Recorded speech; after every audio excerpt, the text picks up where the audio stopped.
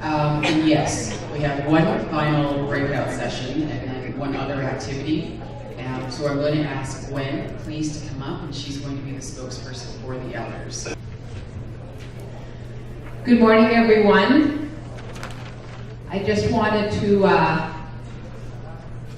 say how much I enjoyed sitting with the elders again. It's been a long year. We only had one meeting this year because of funding issues and so forth, so it's been great to get together again with them and always getting their good input and feedback on a lot of the issues. So we didn't have enough time yesterday. I know we were running behind, but I have about 50 pages of information from the elders. I'm not going to go through them all.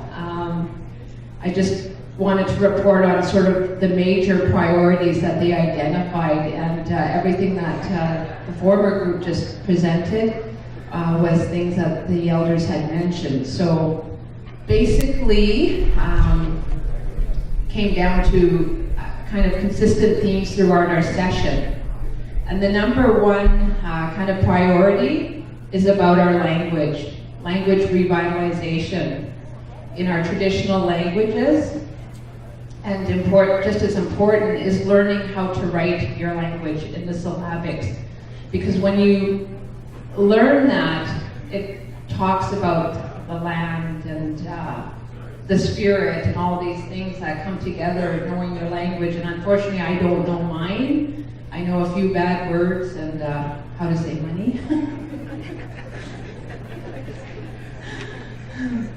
So, and with the language, we need to make sure that we get our own teachers. You know, dialects are different in various areas of the nation, so we need to make sure that we have our own teachers teaching that information to the children.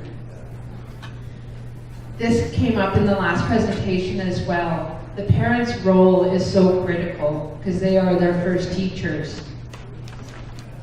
They need to teach them from birth their language, their way of life. The discipline needs to happen at home, so it doesn't need to happen at the school. So that is, as a parent, our duty. And to teach them respect, so that they respect their elders, they respect their teachers, and their family. This area is very near and dear to me, is the elders' role in the community. They're the ones who are the teachers. They can be teaching this in the school. They can teach the language, our way of life. They can help you set the standards that you want to develop in your community.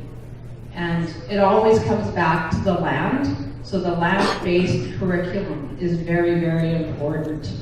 So we have hunters, fishers, trappers, gatherers. That's the information that we need to pass down, and I know that's always been mentioned with the elders group, and the late Musco was very, very adamant about that. So hopefully this will happen and still honor the elders that have passed before us. In developing all these things, money is always an issue. We don't get enough funding.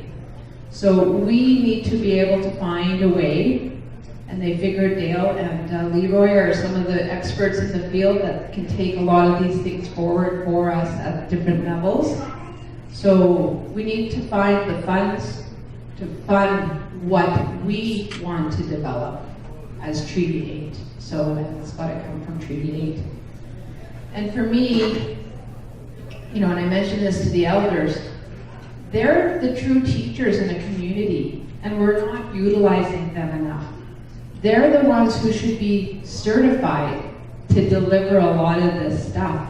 You know, in that other system, you have to be certified, and you have to have your Bachelor of Ed, and, you know, but their life experience is beyond that. So how do you get them into those roles? And I think that's an area that we really need to look at in the development of our system. So I have 50 more pages of, you know, more detail, language, and then the residential school. They said, you know, we need to do that healing at the community level. You know, it's not blaming, it's the healing part that needs to happen. And sharing, you know, yes, we can share those experiences, and but we need to do that healing and get on to do what we need to do and carry on. So that's just a brief summary of the discussion we had yesterday. So I want to thank all the elders for participating, all their guidance and patience, and seeing their recommendations. Anything at a community level, if you're having any issues, go talk to your elders, because they're the ones that can have been there, done that, and can guide you as we move forward. Thank you.